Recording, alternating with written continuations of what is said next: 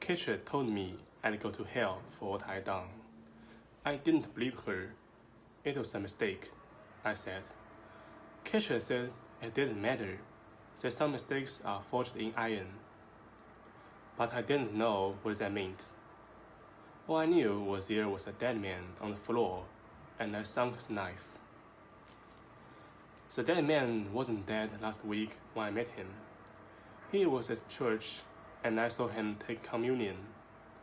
When he kneeled, he did it with a smile, and he took more blood than body. He kept smiling as he walked to his seat, and he smiled at me, and I smiled back, and I smelled thinking about that smile later on.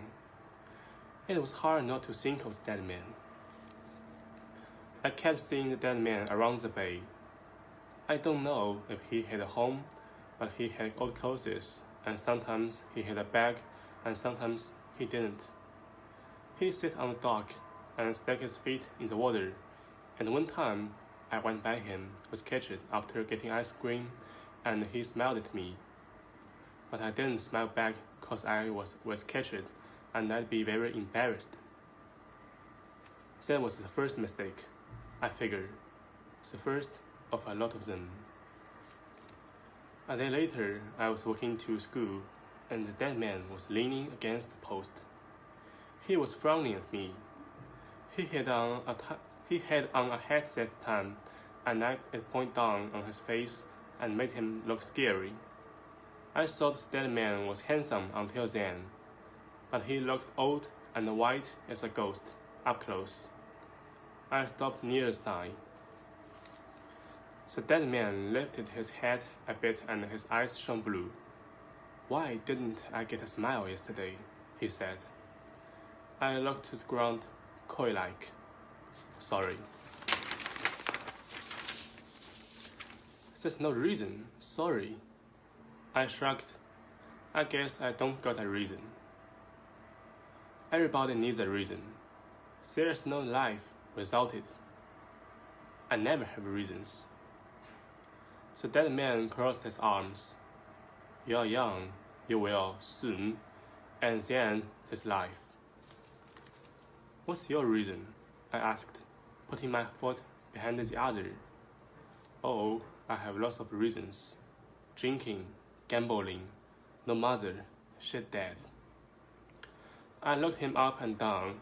The sun was shining and made the dead man brighter. It warmed him to me. "My dad yells sometimes," I said. The dead man smiled. I made sure to smile back. I told him I was late for school and walked away. I didn't see him again until the last time I see him.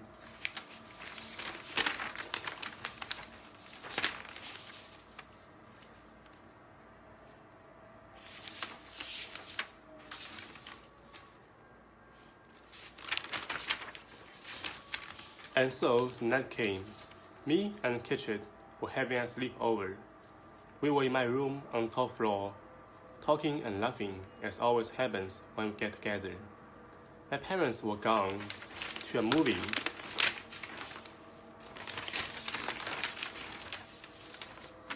A mistake. I had the window open. A mistake. And we were loud. A mistake. A thud was heard.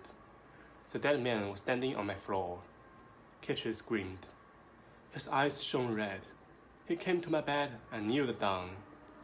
He smiled at me, then started to pull down my dress. As the dress met at my ankles, I reached under the bed and pulled a knife. It sunk into his back. He curled like a dog, and the dead man was dead.